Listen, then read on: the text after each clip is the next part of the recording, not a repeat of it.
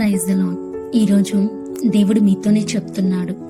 మీరు ఎదుర్కొంటున్న ఇబ్బందులను, సమస్యలను, ప్రతికూలతలను, వ్యక్తిగత సమస్యలు ఏమైనా కానీ వేటిని కూడా మీరు లెక్క చేయొద్దు.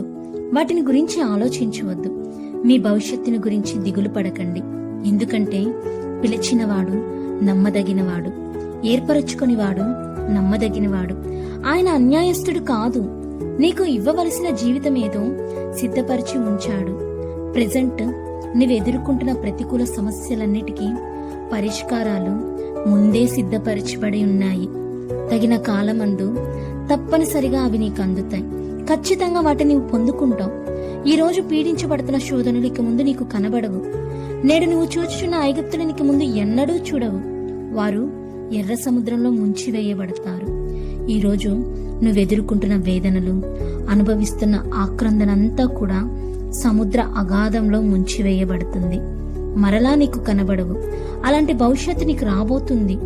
నీవు నిజంగా విశ్వాసివి అయితే, దేవుని మీద నమ్మకం ఉంచిన దానివైతే, కలవరం, కంగారు, దిగులు అది ఏ విధమైనదైనా కానీ, ఏ రూపంలో అయినా ఉండని, దానిని బ్యాలెన్స్ చేయడం నా యేసయ్యకు తెలుసు. Download ShareChat.